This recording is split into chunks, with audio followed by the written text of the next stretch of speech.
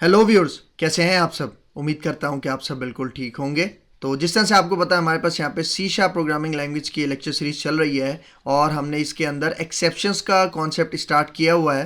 Previous lecture के अंदर हमने देखा था कि किस तरह से हम null reference exception, index out of range exceptions को हैंडल कर सकते हैं। तो आज हम यहाँ पे दो कॉन्सेप्ट को कवर करने वाले हैं। एक तो है how to handle format exception और दूसरा हमारे पास कॉन्सेप्ट है एक्सेप्शन क्लास का। भाई बहुत ही ज़्यादा इंपॉर्टेंट कॉन्सेप्ट है दोनों, ठीक है। एक्सेप्शन क्लास का बहुत ज़्यादा यूज़ किया जाता है और फॉर्मेट एक्सेप्शन अक्सर हमारे पास आती है जिसको हैंडल करना ज़रूरी होता है। तो आपने मेक श्योर करना है कि इस वीडियो को एंड तक वॉच करना है ताकि आपको इसका कंप्लीट कॉन्सेप्ट समझ में आ सके। तो वीडियो को स्टार्ट करने से पहले एक छोटी सी रिक्वेस्ट कि अगर आप मेरे चैनल पे फर्स्ट टाइम आए हो और अभी तक आपने मेरा चैनल सब्सक्राइब नहीं किया तो चैनल भी सब्सक्राइब कर लो। इसके साथ साथ बेल का आइकन भी प्रेस कर लो क्योंकि और भी बहुत सारी वीडियोस इस लेक्चर सीरीज के अंदर आने वाली हैं। तो मैं हूं आपके सर मोहम्मद आदिल और अब हम अपना लेक्चर स्टार्ट करते हैं।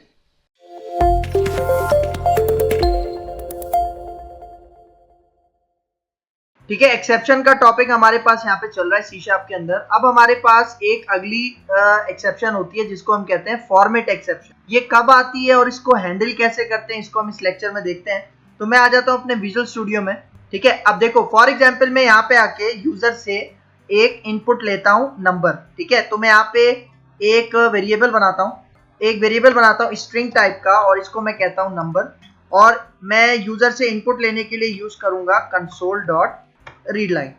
अब देखो मैं नंबर के लिए स्ट्रिंग वेरिएबल क्यों बना रहा हूं, क्योंकि हमें पता है जो कंसोल डॉट रीड लाइन है ये जो भी इनपुट देता है वो स्ट्रिंग फॉर्मेट में देता है। ठीक है, इसलिए मैं इसको स्ट्रिंग वेरिएबल के अंदर गेट कर रहा हूं। ठीक है, फिर मैं बाद में जाके इस नंबर को इंटीजर में कन्वर्ट करूंगा। ठीक है, तो इससे पहले मैं एक मैसेज भी डिस्प्ले करवा देता हूं और मैं मैसेज कह देता हूं एंटर अ नंबर। ठीक है, एक मैसेज डिस्प्ले करवा रहा हूं, उसके बाद जो भी यूजर नंबर टाइप करेगा वो नंबर के स्ट्रिंग वेरिएबल के अंदर स्टोर हो जाएगा। ठीक है, अच्छा अब मैं यहाँ पे एक वेरिएबल बनाता हूँ नम और इसके अंदर मैं ये जो नंबर है वो इसको पास करूंगा। लेकिन नंबर अब स्ट्रिंग है, इसको मैं कन्वर्ट करवाना चाह रहा हूँ इंटीजर में, तो मैं यहाँ पे एक मेथड यूज करता हूँ इंट का पास मेथड। ठीक है, मैं इसके अंदर पास कर देता हूँ नंबर। ठीक है, तो इससे क्या होगा कि जो भी नंबर मैं यहाँ पे दूंगा स्ट्रिंग की फॉर्म में वो इंटीजर में कन्वर्ट होके इंट नम के वेरिएबल में असाइन हो जाएगा। और अब मैं यहाँ पे आके CW टैब प्रिंट करवाने के लिए मैं यहाँ पे कह देता हूँ एक मैं स्ट्रिंग लिखता हूँ और स्ट्रिंग में मैं यहाँ पे कहता हूँ नंबर इज और इसके साथ मैं कॉन्कैटिनेट करवा लेता हूँ ये नम वाला वेरिएबल। ठीक है, तो सबसे पहले क्या होगा जब हमारा प्रोग्राम चलेगा, यूजर एक इनपुट देगा। ठीक है, स्ट्रिंग। ठीक है, और वो नंबर के वेरिएबल में स्टोर होगा। फिर वो वेरिएबल मैं इंटीजर में कन्वर्ट करके नम को पास करूंगा और फिर वो नंबर जो इंटीजर में कन्वर्ट होगा वो मुझे यहाँ पे प्रिंट हो जाएगा। और अपनी कंसोल विंडो को होल्ड करने के लिए मैं यहाँ पे लिख लेता हूँ कंसोल डॉट रीड लाइन। अब देखो, अब अगर मैं यहाँ पे आके इसको रन करूँ, ठीक है, देखो हमसे नंबर मांग रहा है। अब अगर मैं यहाँ पे फॉर एग्जांपल 22 लिखता हूँ, ठीक है, अब 22 फर्स्ट टाइम स्ट्रिंग में जाएगा लेकिन बाद में इंटीजर में कन्वर्ट होके मुझे प्रिंट हो जाएगा। ठीक है, तो मैं यहाँ पे आके एंटर करता हूँ तो देखो इंटीजर में कन्वर्ट हुआ और हमारे पास यहाँ पे क्या रिजल्ट आ रहा है, नंबर इज 22। अच्छा, लेकिन अगर मैं इस नंबर को कोई स्ट्रिंग वैल्यू दे दूं, मतलब मैं इसको दोबारा रन करता हूं और अब मैं इस दफा इसको इंटीजर मतलब वैल्यू नहीं दूंगा, मैं इसको कोई नाम देता हूं। ठीक है, मैं कहता हूं आदिल। अब देखो, अब आदिल तो इंटीजर में कन्वर्ट नहीं हो सकता क्योंकि ये तो एक स्ट्रिंग वैल्यू है, कैरेक्टर्स हैं। ठीक है, तो इसका मतलब इस केस में हमारे पास आती है फॉर्मेट एक्सेप्शन। ठीक है, तो देखो अगर मैं यहाँ पे आके एंटर करूंगा तो अब आप रिजल्ट देखना। ठीक है, तो अब आप रिजल्ट देखो कि हमारे पास कौन सी एक्सेप्शन जनरेट हो रही है, फॉर्मेट एक्सेप्शन। ठीक है, तो फॉर्मेट एक्सेप्शन यहाँ पे हमारे पास आ रही है। ठीक है, और ये किस पॉइंट पे आ रही है, जब मैं उस स्ट्रिंग वेरिएबल को कन्वर्ट कर रहा हूं इंटीजर के अंदर, उस पॉइंट पे ये फॉर्मेट एक्सेप्शन आ रही है। और अगर आप यहाँ पे इसका एरर मैसेज देखो, input string was not in a correct format. ठीक है, तो अब इस एक्सेप्शन को जिसका नाम है फॉर्मेट एक्सेप्शन, अगर मुझे इसको हैंडल करना है तो मैं कैसे करूंगा, मैं यहाँ पे आता हूँ, इसको स्टॉप करता हूँ। सही है, तो ये देखो ये जो हमारे पास दो लाइंस हैं इनको मैं रखता हूँ ट्राई ब्लॉक के अंदर। ठीक है, क्योंकि अब मैं एक्सेप्शन को हैंडल कर रहा हूँ। तो ये जो दो लाइंस हैं, ठीक है, जिसमें से इस लाइन पे आ रही थी हमारे पास एक्सेप्शन, इस लाइन पे, ठीक है, इस लाइन पे एक्सेप्शन आ रही थी। सही है, तो अब मैंने इसको रख दिया ट्राई ब्लॉक में। तो इस पॉइंट पे जब एक्सेप्शन आएगी तो कौन सी क्लास का ऑब्जेक्ट थ्रो होगा, फॉर्मेट एक्सेप्शन क्लास का ऑब्जेक्ट थ्रो होगा। ठीक है, और वो जो ऑब्जेक्ट थ्रो होगा उसको मैं कैच कर लूंगा कहाँ पे, मैं यहाँ पे एक फॉर्मेट एक्सेप्शन क्लास का क्या बनाऊंगा, एक रेफरेंस वेरिएबल बनाऊंगा और इस EX के अंदर, ठीक है, और इस EX के अंदर वो ऑब्जेक्ट मैं कैच कर लूंगा, ठीक है। और अब यहाँ पे मैं एक अपना एरर मैसेज डिस्प्ले करवा लेता हूँ और मैं यहाँ पे कह देता हूँ string format is invalid, simple, ठीक है।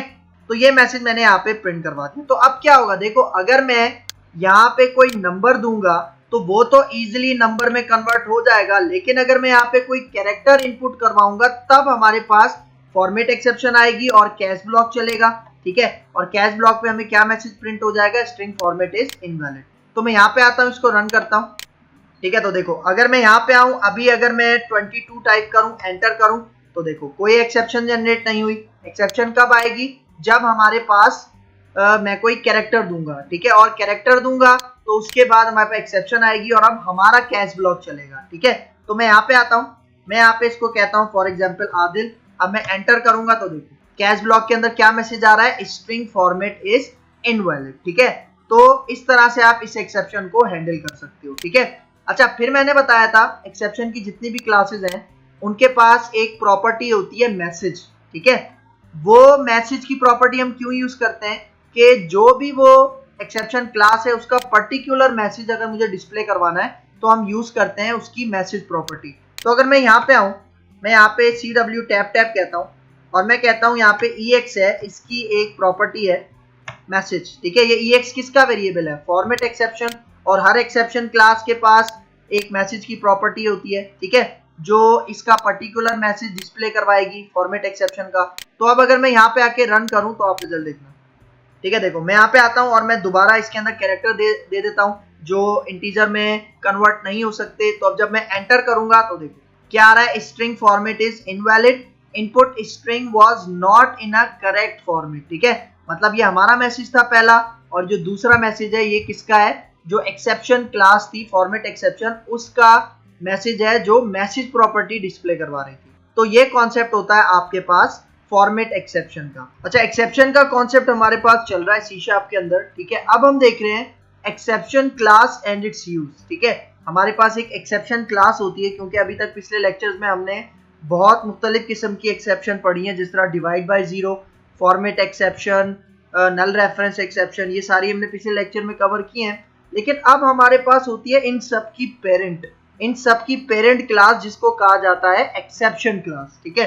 मैंने आपको एक फिगर से समझाया था, मैं दोबारा उस फिगर पे आता हूँ, ठीक है। देखो हमारे पास C# में क्या होता है, हमारे पास C# के अंदर जितनी भी क्लासेस हैं, चाहे वो एक्सेप्शन क्लासेस हो, स्ट्रिंग क्लासेस हो, कलेक्शन क्लासेस हो, XYZ जितनी भी क्लासेस हैं वो सारी एक क्लास से डिराइव हुई हैं, और उस क्लास का क्या नाम है, ऑब्जेक्ट।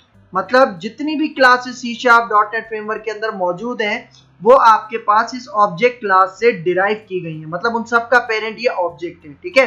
फिर इसके बाद ऑब्जेक्ट के बाद ऑब्जेक्ट से एक और क्लास डिराइव की गई है जिसका नाम है एक्सेप्शन क्लास। और जितनी भी एक्सेप्शन क्लासेस हैं, जिस तरह हमने डिवाइड बाय जीरो एक्सेप्शन पढ़ी, नल रेफरेंस एक्सेप्शन पढ़ी, फॉर्मेट एक्सेप्शन पढ़ी, जितनी भी एक्सेप्शन क्लासेस हैं वो सारी इस एक्सेप्शन क्लास से डिराइव हुई है, ठीक है।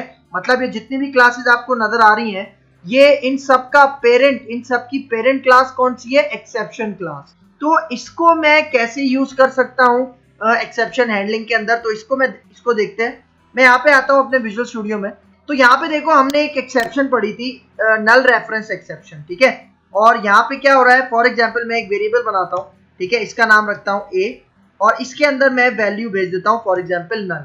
और अगर मैं यहाँ पे CW टैप करता हूँ और यहाँ पे जो स्ट्रिंग वेरिएबल है A, अगर मैं इसकी लेंथ मालूम करूँ, ठीक है, तो इस केस में हमारे पास क्या आएगी, नल रेफरेंस एक्सेप्शन आएगी, हमने पीछे डिस्कस किया है।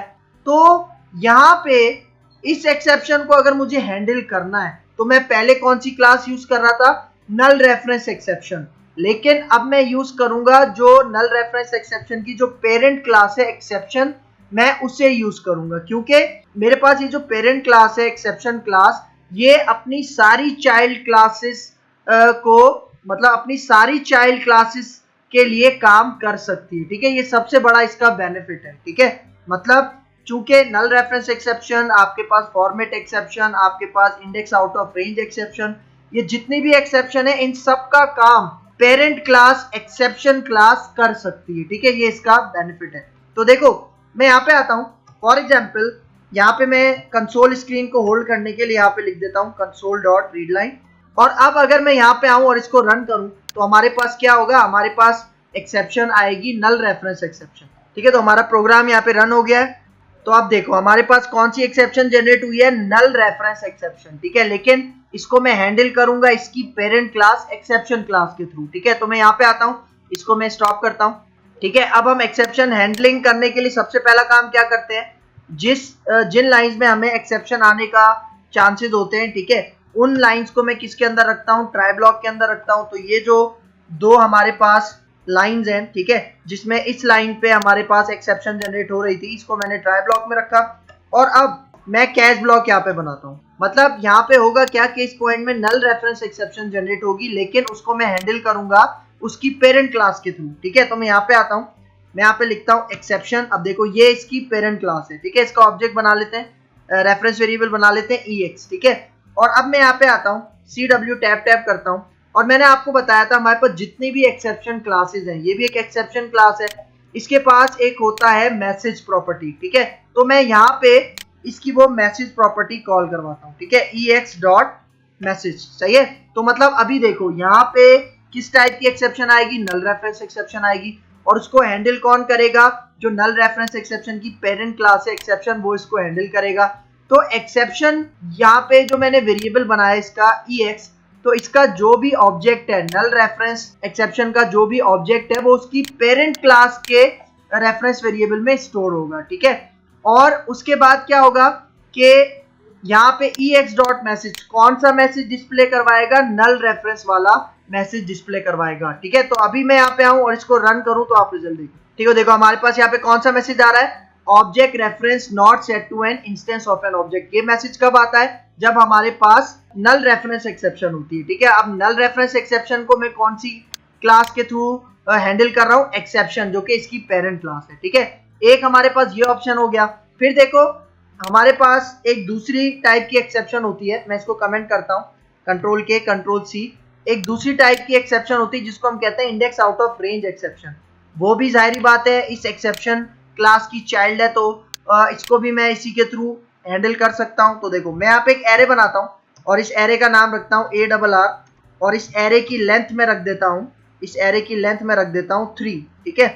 और यहाँ पे मैं एरे का जो 0 इंडेक्स है उस पर मैं स्टोर करवा देता हूँ 11, ठीक है। फिर इसी को मैं कॉपी करता हूँ, यहाँ के पेस्ट करते हैं, ठीक है। फर्स्ट इंडेक्स पे मैं स्टोर करवा देता हूँ 22, ठीक है। फिर यहाँ पे आते हैं, यहाँ पे मैं स्टोर करवाता हूँ 33। अब देखो हमारी लेंथ कितनी थी 3, और मैं 3 वैल्यूज अपने एरे को दे चुका हूँ, ठीक है। अब अगर मैं यहाँ पे एक और वैल्यू देने की कोशिश करूँ, 3 पे मैं यहाँ पे कह देता हूँ 44, तो अब क्या होगा, देखो 3 वैल्यूज तो दे चुका हूँ ना, 3 लेंथ एरे की कंप्लीट हो चुकी है, और यहाँ पे अब मैं एरे की लिमिट क्या कर रहा हूँ, एक्सीड कर रहा हूँ। तो इस पॉइंट में क्या आएगी, इस पॉइंट में हमारे पास एक्सेप्शन आएगी। कौन सी एक्सेप्शन आएगी, index out of range exception आएगी, और उस एक्सेप्शन को भी कौन सी क्लास हैंडल कर लेगी, एक्सेप्शन क्लास हैंडल कर लेगी जो इंडेक्स आउट ऑफ रेंज की पेरेंट क्लास है, ठीक है।